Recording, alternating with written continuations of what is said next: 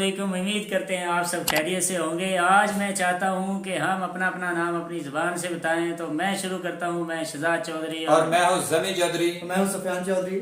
आज जिस वीडियो पर हम रिएक्शन करने वाले हैं उसका टाइटल बताने से पहले हमारी आपसे एज यूजुअल रिक्वेस्ट है कि अगर आप हमारे चैनल पर नए हैं तो हमारे चैनल को शेयर करें, सब्सक्राइब करें और बेल का आइकन दबाना मत भूलिए। जमी भाई, मैं चाहता हूँ आप जरा जी, तो आज का जो टॉपिक है वो बहुत ही मोस्ट रिक्वेस्टेड वीडियो है। तो जी 5 फेमस साइंटिस्ट हैं जो कि हिंदुइज्म में कन्वर्ट हुए हैं और उन्होंने अपना मजहब छोड़ के जो है वो हिंदू होने में मतलब बेहतर समझा इसको और जाना होगा, क्योंकि उन्होंने वो वीडियोस या चीज़ें देखी होंगी जो उनके अपने मजहब में नहीं थी और उन्होंने थोड़ा डीपली जान लिया होगा इस चीज़ को। तो आज हम देखते हैं, उनके नाम जानते हैं, एंड पे देंगे अपना रिएक्शन। तो चलिए शुरू करते हैं।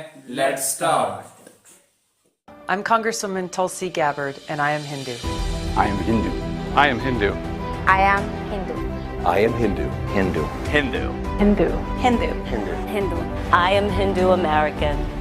दोस्तों, क्या आपको 5 ऐसे फेमस साइंटिस्ट के बारे में पता है जो हिंदू धर्म को फॉलो करते थे? दोस्तों, वैसे तो हमारी दुनिया बहुत सारे धर्मों से भरी पड़ी है और इन धर्मों में बहुत सारी अच्छी अच्छी बातें भी लिखी हुई हैं, जिनको समझकर इंसान अपने जीवन को सफल बना सकता है। पर दोस्तों, आज की इस वीडियो में हम बात करने वाले हैं दुनिया के 5 ऐसे प्रसिद्ध वैज्ञानिकों के बारे में जो हिंदू धर्म पर विश्वास और इसको फॉलो करते थे। तो चलिए देखते हैं। Number 5, Werner Heisenberg. दोस्तों, वर्नर हाइजेनबर्ग एक जर्मन थ्योरेटिकल फिजिस्ट थे जिसने क्वांटम मैकेनिक्स में अपना महत्वपूर्ण योगदान दिया था। ये सबसे ज्यादा फेमस तब हुए जब इन्होंने 1927 में अनसर्टेनिटी प्रिंसिपल को पब्लिश किया था और बाद में इस प्रिंसिपल के लिए इनको साल 1932 में नोबेल प्राइज से सम्मानित किया गया। दोस्तों, वर्नर हाइजेनबर्ग साल 1929 में भारत आए थे और इस दौरान इन्होंने रविंद्रनाथ टैगोर से मीटिंग की थी और इस मीटिंग में हाइजेनबर्ग ने हिंदू धर्म में मौजूद वैदिक फिलोसफी और उपनिषद फिलोसफी पर बात की थी, जिससे ये काफी ज्यादा प्रभावित हुए थे क्योंकि ये हिंदू धर्म में मौजूद वैदिक और उपनिषद नॉलेज को क्वांटम मैकेनिक्स से काफी हद तक रिलेट कर पा रहे थे।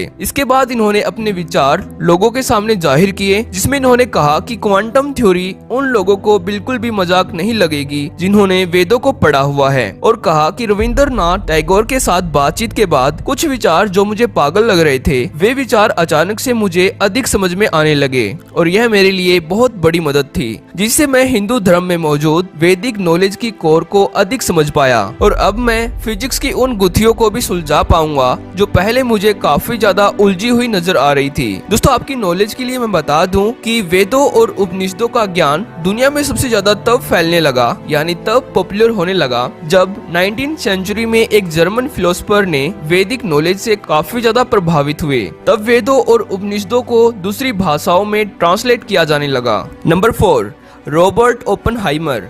दोस्तों, रॉबर्ट ओपेनहाइमर एक अमेरिकन थ्योरेटिकल फिजिस्ट थे जिनको फादर ऑफ एटॉमिक बॉम्ब के नाम से भी जाना जाता है, क्योंकि एटम बॉम्ब को बनाने के लिए सबसे ज्यादा योगदान इन्हीं का रहा है। और रॉबर्ट एक साइंटिस्ट होने के साथ साथ हिंदू धर्म में भी पूरी आस्था और विश्वास रखते थे, इसलिए इन्होंने साल 1930 में भगवत गीता को इसी की ओरिजिनल लैंग्वेज में पढ़ने के लिए संस्कृत भाषा सीखी थी, क्योंकि रॉबर्ट भगवत गीता को इंग्लिश में ट्रांसलेट करवा के पढ़ना नहीं चाहते थे। वे भगवत गीता को इसी की ओरिजिनल भाषा में यानी संस्कृत में ही पढ़ना चाहते थे। और दोस्तों, इसके कारण जूलियस रॉबर्ट भगवत गीता, महाभारत और इंडियन हिस्टोरिकल फैक्ट से काफी ज्यादा प्रभावित हुए और इन्होंने भगवत गीता के प्रति अपने विचारों को लोगों के आगे जाहिर किया, जिसमें इन्होंने कहा कि भगवत गीता किसी भी ज्ञात भाषा में मौजूद सबसे सुंदर और दार्शनिक गीत है जो हमें इस पूरे ब्रह्मांड और इसके रहस्यों के बारे में जानने के लिए मदद करती है। और दोस्तों, जब ओपेनहाइमर ने 16 जुलाई 1945 को मैक्सिको के डिजर्ट में अपने ही बनाए हुए एटम बॉम्ब का भयानक विस्फोट देखा तो तब उन्होंने कहा, I remembered the line from the Hindu scripture, the Bhagavad Gita. Vishnu कि मुझे हिंदू शास्त्र भगवत गीता की वह पंक्ति याद आ रही है जब श्री कृष्ण अपना विराट स्वरूप दिखाते हुए अर्जुन को समझा रहे हैं कि मैं लोगों का नाश करने वाला महाकाल हूँ और मैं इस समय अधर्म का नाश करने के लिए परिवृत हुआ हूँ। Number 3, Carl Sagan. दोस्तों, कार्ल सैगन एक American astronomer, cosmologist astrophysicist, astrologist and philosopher थे। इन्होंने कॉस्मोलॉजी और मॉडर्न स्पेस एंड साइंस को समझने के लिए अपना कंट्रीब्यूशन दिया था। पर दोस्तों इसके साथ साथ लोग इनको हिंदू भगत के रूप में भी जानते थे। दुनिया के दूसरे वैज्ञानिकों की तरह कार्ल सैगन भी हिंदू धर्म में मौजूद वेद और उपनिषदों के अपार ज्ञान से काफी ज्यादा प्रभावित थे। वे मानते थे कि हिंदुओं के वेद और उपनिषदों में ब्रह्मांड का सेम वैसा ही उल्लेख मिलता है जैसे आज मॉडर्न साइंस ने हमें बताया है। कार्ल सैगन हिंदू धर्म पर पूरा विश्वास रखते थे, इसलिए उन्होंने हिंदू धर्म को और ज्यादा करीब से जानने के लिए भारत में कई साल बिताए थे। उन्होंने कहा था कि हिंदू धर्म दुनिया के महान विश्वासों में से एक मात्र है जो इस विचार को समर्पित है कि ब्रह्मांड स्वयं एक विशाल, वास्तव में अनंत मौतों और पुनर्जन्मों की संख्या से गुजरता है। यह एक मात्र धर्म है जिसमें स्पेस एंड टाइम के पैमाने मॉडर्न कॉस्मिक साइंस के समान है। इसका चक्र हमारे साधारण दिन और रात से 8.64 बिलियन ईयर्स लंबे ब्रह्मा के दिन और रात तक चलता है, जो पृथ्वी या सूर्य की आयु से अधिक और बिग बैंग के बाद से लगभग आधा है। दोस्तों ये विचार हिंदू धर्म को लेकर उनका काफी फेमस थॉट था, जिसको आप इंटरनेट पर इंग्लिश में भी पढ़ सकते हो। Number 2, Irwin Schrödinger. दोस्तों इरविन स्क्रोडिंगर एक फेमस फिजिस्ट थे जिन्होंने क्वांटम फिजिक्स में अपना महत्वपूर्ण योगदान दिया था। इसलिए साल 1933 में इनकी वेव मैकेनिक्स इक्वेशन के लिए इनको नोबेल प्राइज से सम्मानित भी किया गया था और 1937 में इनको मैक्स प्लैंक मेडल से सम्मानित भी किया गया था। दोस्तों इरविन को वेदांती हिंदू भी कहा जाता है क्योंकि ये वेदों और उपनिषदों से काफी ज्यादा प्रभावित थे। इनका एक प्रसिद्ध विचार है जिसमें इन्होंने कहा था कि मेरे क्वांटम मैकेनिक्स के ज्यादातर सिद्धांत वेदों से काफी ज्यादा प्रभावित है, क्योंकि इरविन ने वेद और उपनिषदों को गहराई से अध्ययन किया था और ये अपने साइंटिफिक थॉट्स को वेदों से कनेक्ट कर पाते थे। इनका मानना था कि जैसे क्वांटम मैकेनिक्स में एक पार्टिकल तभी एग्जिस्ट करता है जब उसको कोई देख रहा होता है, और जब पार्टिकल को ऑब्जर्व किया जाता है तब वह वेव की फॉर्म में होता है। इसी प्रकार वेदों में भी बताया गया है कि हमारी दृष्टि ही इस पूरी सृष्टि को बनाए हुए है। जब हम मर जाते हैं तो हमारे लिए ये पूरी सृष्टि भी मर जाती है। दोस्तों इरविन के वेदों और उपनिषदों पर फेमस कोट्स को आप इंटरनेट पर भी सर्च करके पढ़ सकते हो। नंबर 1, हांस पीटर। दोस्तों हांस पीटर एक वर्ल्ड फेमस जर्मन फिजिस्ट थे जिन्होंने न्यूक्लियर एंड क्वांटम फिजिक्स में अपना कंट्रीब्यूशन दिया था। दोस्तों इन्होंने हिंदू धर्म के वेद और उपनिषदों पर 35 साल अध्ययन किया और इनका सबसे प्रसिद्ध विचार ये है कि ये कहते थे कि जब भी मैं क्वांटम फिजिक्स को पढ़ाता हूँ तब मुझे ऐसा लगता है कि जैसे मैं हिंदू धर्म में वेदांतों और उपनिषदों पर बात कर रहा हूँ, क्योंकि दोस्तों ये भी हिंदू धर्म के शास्त्रों के ज्ञान से काफी ज्यादा प्रभावित थे। इसलिए ये वेदों में मौजूद ब्रह्मांड के ज्ञान को क्वांटम मैकेनिक्स से रिलेट करते थे। और दोस्तों ईसी जॉर्ज ने भी ईसाई धर्म को छोड़ हिंदू धर्म अपना लिया था। ईसी जॉर्ज एक इंडियन अमेरिकन थ्योरेटिकल फिजिस्ट थे जिन्होंने हिंदू धर्म अपनाने के बाद अपना नाम ईसी जॉर्ज सुदर्शन कर लिया था। ये यूनिवर्सिटीज ऑफ टेक्सास में एक प्रोफेसर भी थे। ये फिजिक्स में अपने महत्वपूर्ण योगदान के लिए जाने जाते हैं, जैसे क्वांटम जीनो इफेक्ट, ओपन क्वांटम सिस्टम और क्वांटम कंप्यूटेशन। इन्होंने अपना ज्यादातर टाइम हिंदू धर्म में मौजूद वेद, पुराण और उपनिषदों का अध्ययन करने में बिताया था। तो दोस्तों आज की इस वीडियो में इतना ही। अगर आपको वीडियो अच्छी लगी तो वीडियो को लाइक जरूर करना। तो थैंक्स फॉर वॉचिंग। वीडियो जो है वो ख़त्म हो चुकी है और वीडियो में जो है वो बहुत फेमस नाम जो है वो बताए गए जो कि हिंदू रिलीजन से तल्लुक़ रखते थे। और होता है भाई कि जब एक इंसान सर्च करता है तो सर्च करने के बाद उसे समझ में आता है कि उसको बाय बर्थ जो है वो कोई भी बंदा जो है वो उसका मतलब कोई मज़हब नहीं होता, कि उसका वो पता ही नहीं होता कि वो क्या है।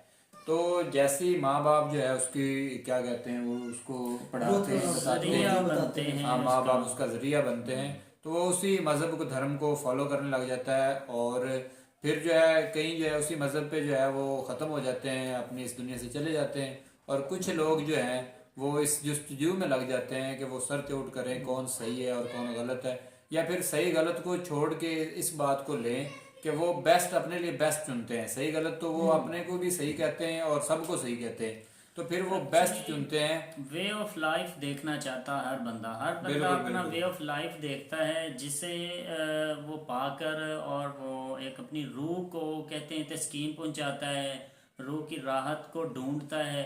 फिर जिस भी रास्ते पर उसे वो राहत मिलती है वो उसे ट्रू समझ लेता है। इन शॉर्ट के अगर जिस घर में पैदा हुआ है ना वो उसी में अगर कंफर्ट होगा तो वो उसी को चूज करेगा। बिल्कुल ऐसा अगर ही। उसमें अनकंफर्ट फील करेगा, जैसे देखिए अगर मुस्लिम के घर में पैदा होगा तो वो मुस्लिम है, नॉन मुस्लिम के घर में पैदा होगा तो नॉन मुस्लिम है, क्रिश्चियन के घर में पैदा होगा तो वो क्रिश्चियन है।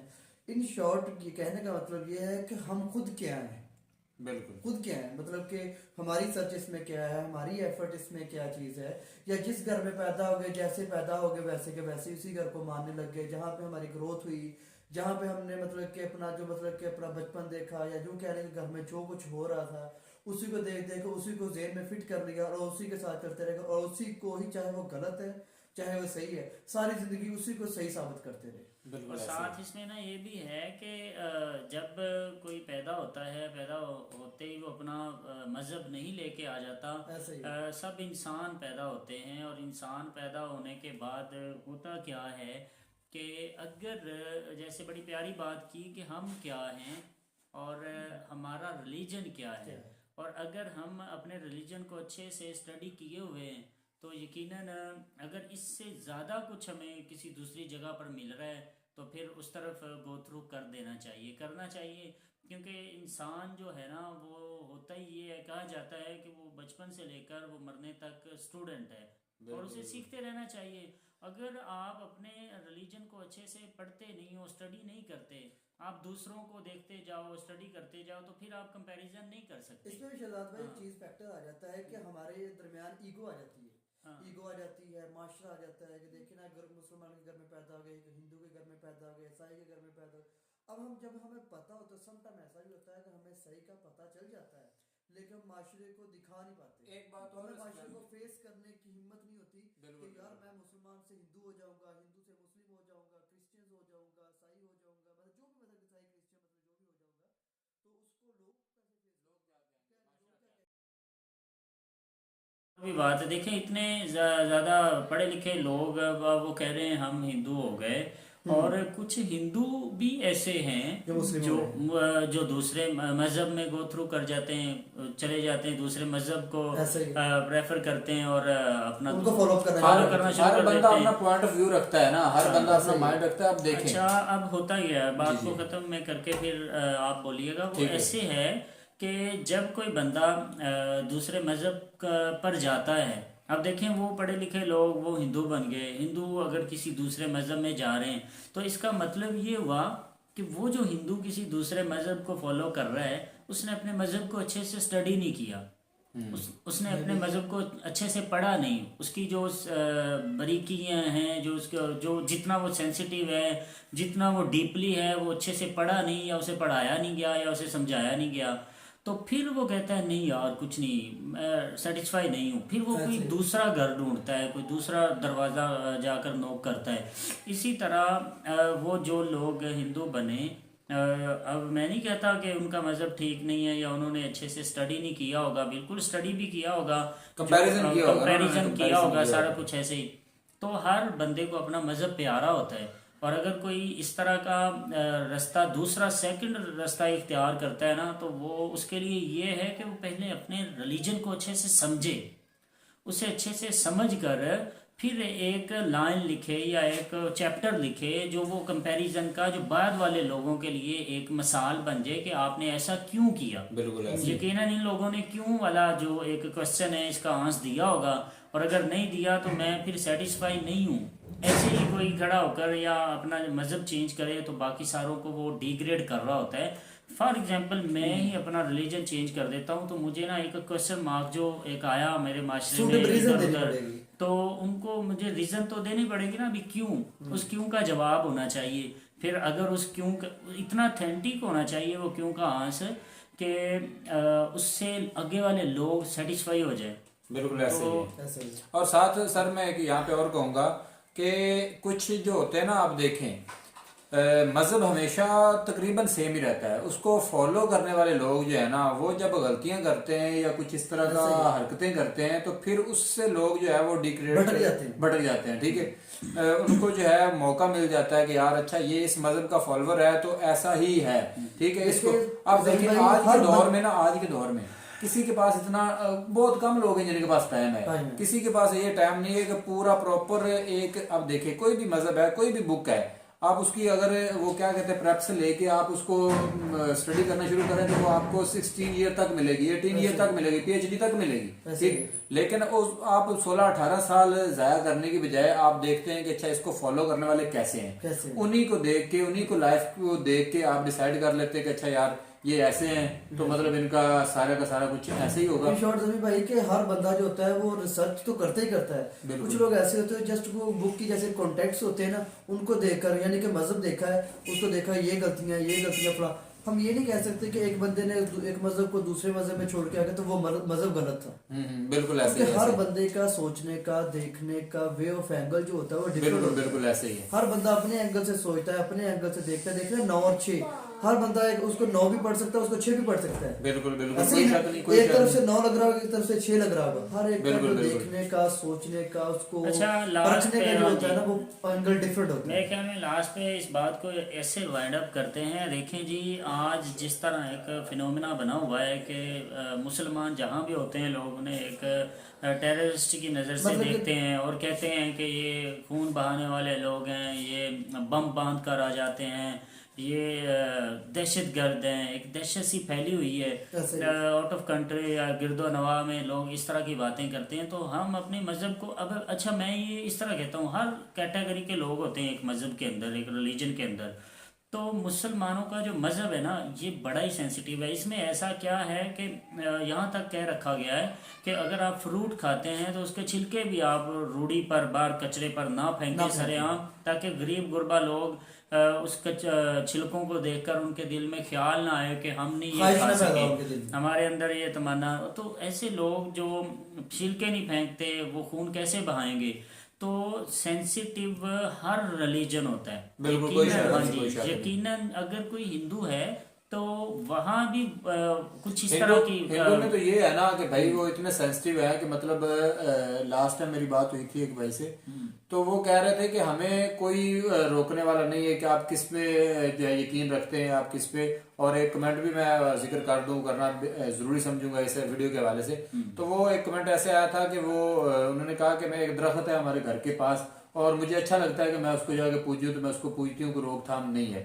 तो जो है ठीक है भाई, आप मतलब जैसा मेन चीज ये है कि आप खुद कितने सेंसिटिव हैं और लोगों के बारे में क्या सोचते हैं, तो ये चीज मैटर रखती है। क्योंकि हम सारे हैं तो इंसान ही ना, तो अगर इंसान है तो इंसानियत अगर हमारे अंदर है तो भाई सारा कुछ है, अगर इंसानियत नहीं है तो फिर कुछ भी नहीं। और साथ ही कहा जाता है इंसान भगवान का रूप होता है, तो भगवान का रूप ऐसे ही होगा ना कि उसके अंदर एक भगवान होता है। तो अगर वो अच्छा है, वो पॉजिटिव है, उसकी सोच अच्छी है तो यकीनन वो सबके लिए भगवान की तरह होगा। और अगर वो खुद अच्छा नहीं है, उसकी सोचें अच्छी नहीं है, तो यकीनन फिर लोग उससे तंग ही होंगे। दूसरे इंसानियत को फायदा पहुंचाने वाले को हमेशा इज्जत की निगाह से और एक हीरो की नजर से देखा जाता है। बिल्कुल। हाँ, तो वीडियो का इख्तिताम करते हैं, मिलेंगे नेक्स्ट वीडियो के साथ। और मिलने से पहले हम आपको दिखा दें अपने सेट पे एक और चीज जो ज्यादा आई है, वो आप देख सकते हैं। कैमरा मैं घुमाने लगा हूँ, थोड़ा सा अगर घूम जाए तो ये हमारे शहजादे हैं स्टूडेंट, और ये शर्मा रहे थे और पास में बैठे हुए। तो भाई ये भी हमसे कुछ ना कुछ सीख रहे हैं, डेली बेस पे आ जाते हैं हमारे पास, बैठ जाते हैं। तो इसी के साथ वीडियो का इख्तिताम करते हैं, मिलेंगे नेक्स्ट वीडियो के साथ। तब तक के लिए हमें दीजिए इजाजत। अल्लाह हाफिज।